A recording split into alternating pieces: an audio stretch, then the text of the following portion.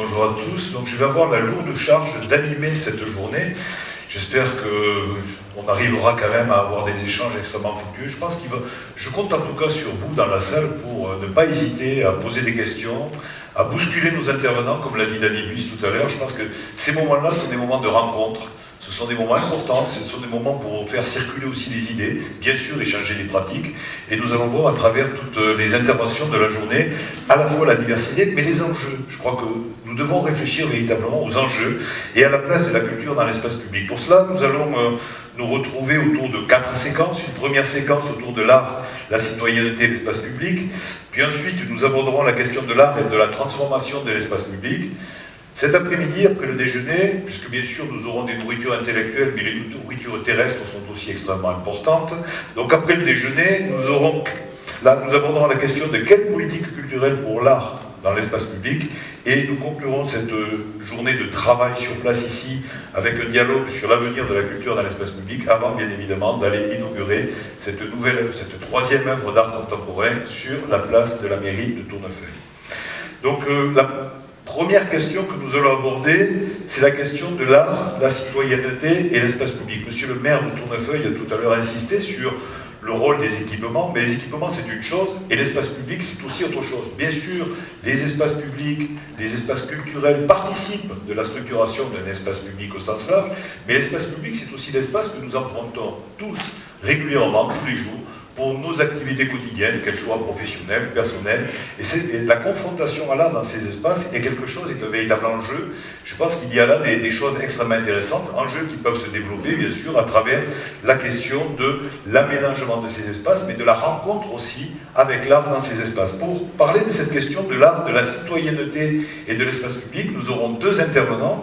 Jérôme Delormas, qui est directeur de l'Institut général de l'Institut supérieur des arts de Toulouse, l'ISDAT, et Sandra Bestraten, qui est architecte et présidente de la circonscription de Barcelone, de l'Ordre des architectes.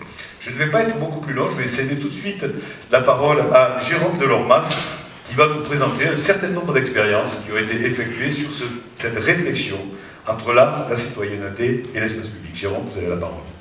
Merci beaucoup. Est-ce que vous m'entendez ? Bonjour à toutes, bonjour à tous. Je vais faire un salut spécial à Baracaldo parce que j'ai vécu à Bilbao pendant quelques années, à la fin des années 90, donc c'est un territoire que je connais bien et que j'aime énormément. J'y ai beaucoup agi, notamment au moment où le Guggenheim a émergé, comme une partie émergée de l'iceberg de cette transformation de Bilbao. Et nous, on avait créé un lieu de production dans une usine désaffectée qui s'appelait Consoni. On y est presque allé par effraction pour accompagner des réseaux artistiques de jeunes artistes sur le Pays Basque qui étaient extrêmement dynamiques et qui avaient besoin de soutien aussi et d'espace de création. Voilà, c'est une petite parenthèse pour vous dire que je suis doublement heureux d'être là ce matin. Alors je voudrais vous faire une présentation qui va s'appuyer sur des exemples très diversifiés, voire éclectiques. Et peut-être à la fin, on essaiera de faire le lien entre tout ça. Parce que je pense que la question de l'espace public, de l'art et de la citoyenneté, c'est une question très complexe. Et il serait un peu présomptueux de la résumer ou d'en parler en quelques minutes. Donc je vous propose, pour commencer, un premier exemple. Xavier.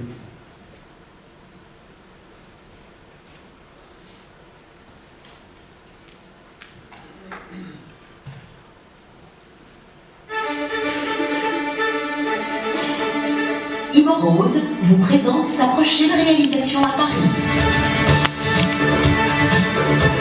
Dans le cadre du futur réaménagement du quartier Marais-Rive-Seine, rue de Figuier, sur le site exceptionnel de l'ancienne bibliothèque Forney, Rose édifie un immeuble à l'architecture audacieuse, le Renaissance Forney. Nouveau quartier d'affaires aux standards internationaux par de grandes signatures architecturales, Renaissance Forney offre une adresse visible et valorisante en plein cœur du Paris historique. L'aménagement a bénéficié de toutes les technologies de pointe. Les cages d'escalier ont été déplacées et des ascenseurs high-tech permettent d'optimiser le temps d'attente des utilisateurs. L'immeuble bénéficie d'une desserte privilégiée par héliport privé depuis Le Bourget, Charles de Gaulle ou Orly.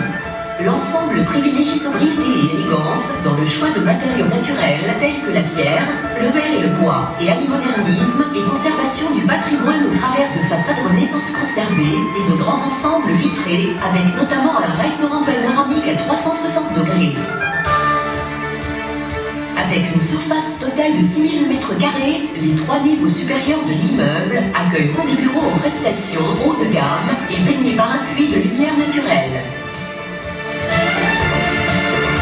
Enfin, idéalement situé dans le futur circuit marchand de l'ensemble Marais Rive-Seine, 2 enseignes de grande notoriété s'y implanteront, présentant une offre qualitative élargie en équipement de la personne et équipement de la maison.